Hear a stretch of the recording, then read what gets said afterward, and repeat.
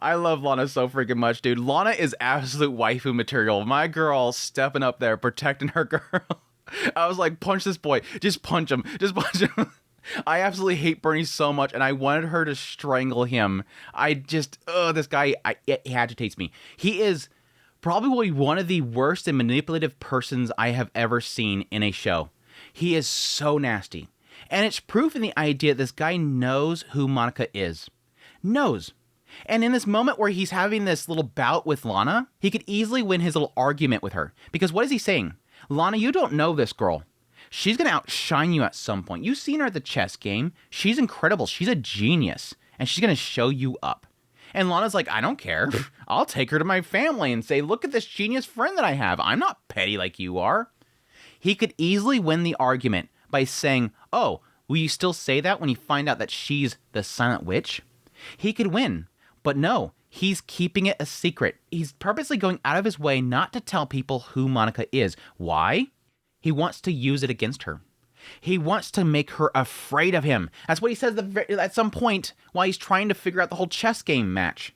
He's literally saying, no, she must fear me forever. She must always fear me. Oh, I want to punch this guy so much. And even at the end, you're going to be grateful for me forever. Dude, he just wants he wants to use her. Always stay at my side and always look up at me. You'll never walk away from me again. I am the one that walks away. He is so toxic. It is so toxic. I'm going to get into it. Let's get into the episode proper before I start rambling on and everything about the episode. Let's just go with the episode proper so I don't miss anything. But yes, opening up the episode with the whole chess match. Goofy little segment here. Some guy walking up and wanting to marry Monica. He literally just wants to marry her because he wants a condition for being able to have chess matches with her. Your future will be secured. Don't worry, because I'm this and this and this. I'm from the kingdom of Landor, and I'm going to be a commander. Your future's secure. Just play chess matches with me. He wants a waifu chess match player. I don't blame the dude. Got like a cute girl. She got the smarts. She's super smart. Plays chess matches. Hell yeah, marry this girl. It was dorky. It was dumb. She runs away.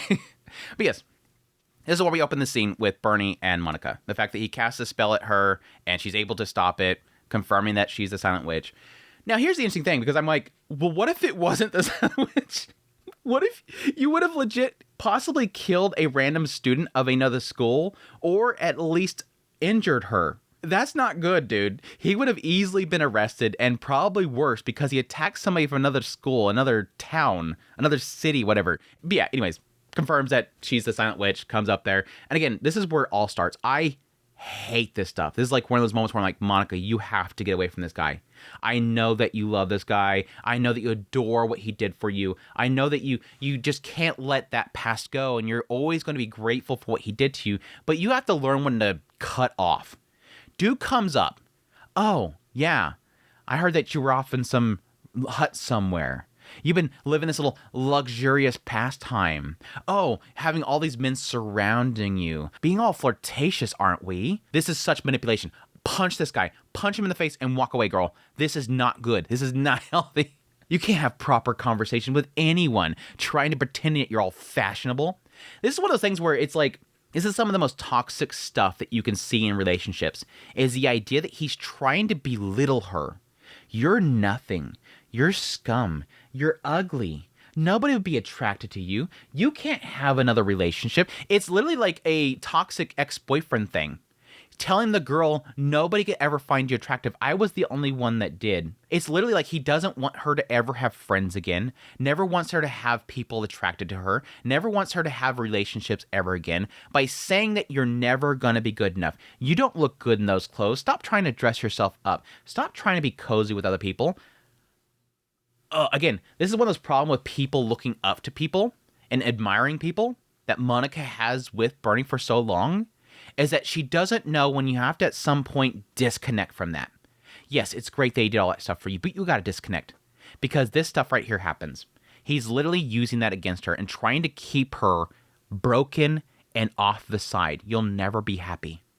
I want to strangle him so much. But yeah, he's pointing out the fact that she's trying to get close to the second prince, which does imply the idea that at this point he's not really made the connection yet. Why is one of the seven sages here? He obviously confirms it later on, exactly why she's there. But for now, he at least thinks that she's trying to play up school again. trying to get back in here and do the same thing to somebody else is really what kind of feels like it's going down to. You're just trying to do the same thing to somebody else. And I hate the fact that, again, Monica plays right into it. That's what Bernie thinks. He's right. I'm going to get ignored soon. At some point, everybody's going to walk away from me. Exactly what he's saying. Ugh, it sucks. I hate it. But then Lana shows up. Lana shows up. Oh, freaking love Lana so freaking much, dude. I'm like, get him, girl. Get him, girl. But it's nice because when she first arrives, she's obviously doesn't know the situation. She's like, yeah, you got emotional. It's fine. Let's go somewhere, Monica. We got to fix your makeup. I love that she at least feels that Monica's uncomfortable, but doesn't make an assumption or jump in there immediately. She's trying to keep herself neutral. The moment that she starts walking away, though, and that boy, friend, you better be careful around her. I'm like, get him, girl. Get him, girl. Get him, girl. I love it. I love her just running up there. Just, you are so petty. You should take those glasses off because you have no judgment of character. She just reaming into this stupid boy. And again, the entire time he doesn't bring up the fact that she's the Silent Witch. He could win this argument, but he chooses not to reveal who Monica is. Because I think he wants to keep that a secret. Because he can use it against her. He doesn't want to reveal that card. This is how I can keep her in check. Not just blow up the whole scenario. I can use that to hurt her. That's what he wants to do. It's interesting. But yeah, Lana's like, why don't you tell us how you really feel? That you're actually jealous. Bing bong! Bing bong! I'm like, yes, exactly. That's exactly it, Lana. But then, yes, she brings up the idea that I would, bring this friend to my family and be so happy for their genius. He says, I guess ordinary people don't get frustrated when the gap between them and geniuses is too wide. That's where he is now focusing his insults on Lana. And that's finally the breaking point for Monica. And I think they established this before. I'm not sure if it was this show. This idea that Monica is willing to be stepped on by Bernie. I deserve it. That's fine. Yeah, he's right. Yeah, he's right. He's always right. But right there, no, he's wrong. Now he's going after Lana. Now he's going after a friend, and that's where it breaks for Monica. Again, to earlier what I was saying, you have to disconnect from this guy. That's the disconnect. That's the point where she'll finally stop being stepped on is Lana, my friend. I won't forgive you. I won't allow that. You could say nasty things to me, but I will not forgive you if you say things about her. I always relied on you. I hope someday to be amazing that you can rely on me, be at your level, so we can laugh together as equals, but now I'll stop trying to earn your praise. There's the gut punch. That line right there. I'll never expect anything from you again. That is the break point for him, too. I will always want to chase after you, Bernie, because you're my friend and I really appreciate what we did. And I will always be grateful. Even at the very end, when she recalls the words, I want you to be grateful for me forever. She says, I've always been. Nope. I'll stop. I'll stop feeding you. And that's like the worst burn for him. I'll stop praising you, like I was talking about with the previous episode. This is a guy who has nothing looking up to him. He's got his older brother is going to take over the family. He's the second son. He's got to find his own thing. And he's always been looking for somebody to look at him. His family's probably all looking at his older brother. And so when Monica looks at him, he suddenly has purpose and somebody that confirms how great he is and feels his ego. And the moment that she achieves her title, poof, it deflates for him because suddenly she's too big to fit in that big ego that I have. She's overtaken me. But he always wanted it still. And right here, he's wanting to get it from her again. Feel my ego again. And she's saying, I'll stop doing that. That is the biggest gut punch for him. He can't take that. And I almost wondered if there was an element here where I think that kind of shook him up just based on the fact that she's not happy. She's never looked at me like that before. She's finally standing up for herself, and that frustrates the hell out of him. I mean, obviously, confirmed, because later on, he's literally like, I won't forgive you for turning away from me. You, Monica, are supposed to fear me for all eternity, past and future. I'm going to do something to get back her right now. I'm going to set this whole chess match up that ends up not happening. I'm going to set this whole chess match up because I am the one that cuts ties. I'm the one that's supposed to be feared, and she's not fearing me right now. I can't have that. She should pay attention to me. Notice me. Fear me. This dude is so toxic. I hate this guy so much. It's gonna be my thumbnails. Toxic. It's toxic. I freaking hate this dude so much. Oh man, oh man. But yeah, I love Lana. Again, she's like walks past him. Anybody that clings to the past is totally uncool. Come on, Monica. We're gonna go get you powdered up. I love it so much. Monica's like, thank you so much. The corset makes me stand up tall, and the makeup makes me not want to cry. It's like, girl, I love it so much. I love the two of them so much. Next episode is titled something like Monica is delinquent or something like that. Is Lana gonna dress her up like a bad girl? Please, yes, Lana, dress her up like a bad girl. She's like, you were the prim and proper geek girl with the glasses and cute. Now we're going to make you a bad girl. I'm going to dress you up like something different. Lana, do it, please. I want it. Anyways, yeah, Bernie finds out that this guy is disguising himself because he doesn't know who Makuragan Sensei is. It's like, dude, everybody knows who Makuragan Sensei is. I mean, technically, he had his haircut. He's got a new haircut, so maybe he just didn't recognize. But no, anyways. But they did kind of interesting little thing here. They do get into the idea that this guy is using dragon shifting magecraft. That apparently is something that Bernie doesn't even know about, is specifically dragon shifting. Bernie does know about body manipulation magecraft, which apparently is forbidden, which makes sense. I kind of wonder, the obvious answer as to why it's forbidden is because, yes, people would use it to disguise themselves as political figures or to do something to assassinate a target. You know, disguise yourself as Cyril and go kill Felix. It seems like obviously something they'd want to forbid. But there's another side of me kind of wonders if possibly it's to prevent things like dragon shifting. Because in this world, besides Monica, which is an anomaly, the fact that she doesn't need chanting, in this world, most people have long casts or shortened casting. They have to at least do something before a spell happens.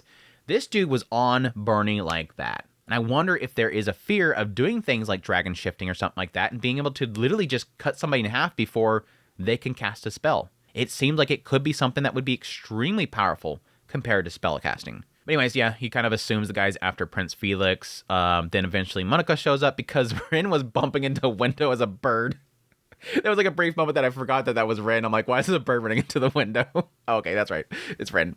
She's a thunk thunk. But anyways, yeah, she shows up. Calls out to Bernie. He puts her inside of a water bubble. Of course, that doesn't stop her. He's like, you're crazy. She doesn't need chanting. She just casts a spell and takes him out. They said later on the guy is not cooperating. The guy that did the dragon shifting. I wonder if this might be something that will pop up later, that somebody shows up to go take out this pitman wannabe, and he reveals to them that one of the seven sages is there. The silent witch is here. That might be a big reveal there for somebody that's on the bad guy's side. I'd be curious, but anyways, yes, Cyril shows up, and Monica's like, well, I guess my time at school is over. I almost felt like this is like the writer, like, it's cheesy. I'm sorry. This scene was cheesy because it felt like the writer was going, and then Bernie, seeing that she's in trouble, Bernie, she's in trouble right now. You can speak up and take over the scene for her. It's so dorky. Yeah, I found out that Pitman was being replaced, and I took him down, and Monica got involved. It was cheesy. I'm sorry. It's like, nudge, nudge. Like Monica's looking up, glance. I'm in trouble. Glance, glance. He doesn't save him for me, by the way. This scene does not save Bernie for me. Doesn't at all. They could have figured out some other way of sweeping this under the rug. Bernie did really nothing here for her. I don't care. Get him out of here. Get him out of the school. I don't want to see him ever again, especially with that comment at the end. It's a snarky comment. I know, the idea of all you have to do is be thankful for me forever. I still don't like him. He's such a manipulative dirtbag. I don't like him. But yeah, they wrap up the episode that they had to wrap up the chess match, and that the guy's not saying anything, and Bernie covered for Monica, and the guy's not saying anything, so her life at school is continuing. But why did he cover for me when he hates me so much? I've always been grateful for Bernie ever since I first met him. Girl, you have to disconnect from this guy. Girl, this guy is toxic as hell. You gotta disconnect from this guy. I hope he never comes back to the show. I know he's going to eventually come back, but I just don't like him. And I don't know if I ever will like him. He's probably going to come back and not be as mean, but he'll probably still have a snarky attitude about himself. And it'll probably be something that she'll be able to accept, that she'll know that he's deep down inside not a bad person, but he's nasty. But yeah, the rest of the episode was just them kind of showing Claudia and Neil having a little secret match together. I will admit, when they first opened this little scene and it just had the voiceovers, I was wondering if this is going to turn into being one of those, scenes at the end of a conflict where you have like the actual masterminds are in a dark room and cackling about what happened that day. But then it turned out to be Neil and Claudia. But because I thought that before that showed up, I'm like, watch Neil ends up being the mastermind behind everything. This writer's done this before. We've had characters before that are super cutesy that turned out to be cackling bad guy characters. Well, I was behind all the time.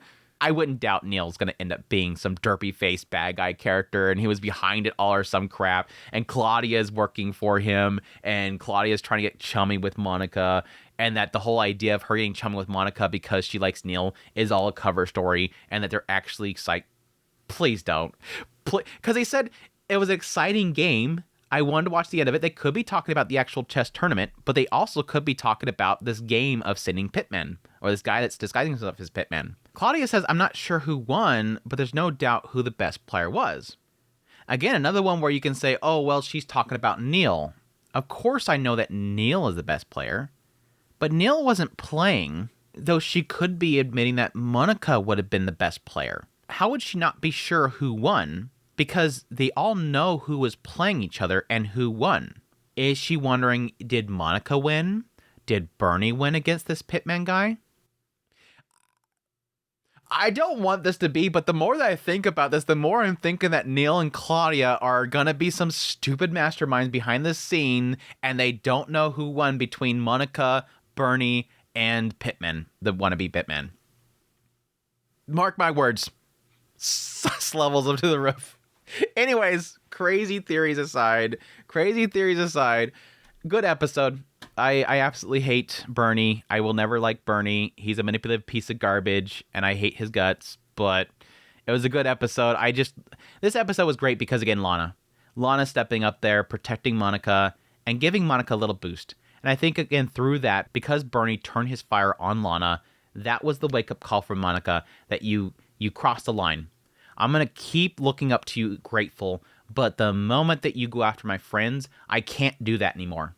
I can't sit here and allow you to do that because I'm losing all respect that I have for you. I can't disconnect that part. You're going in an area where I can no longer praise you. I can no longer expect anything from you because you're disgusting at that point. And again, that's what I think she needs to do. You can look up to people just like a movie star, an idol, some person that you appreciate a lot in your life, but you have to know when to disconnect. You have to know that when they go down a bad route or they do something wrong, you have to be able to disconnect that. You have to learn to be able to walk away, especially when it comes to relationships. Somebody does this kind of crap to you, you walk away from it. You walk away from that because you deserve better than to have somebody dictate what you can and cannot do with your life.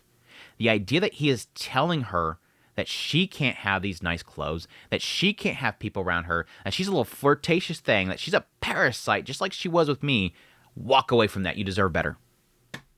Anyways, I'm getting back into it. Hope you guys enjoyed this video. As always, if you did, hit the like button down below. If you like this content and want to support channel more, become a member of the channel. Until next time, take care.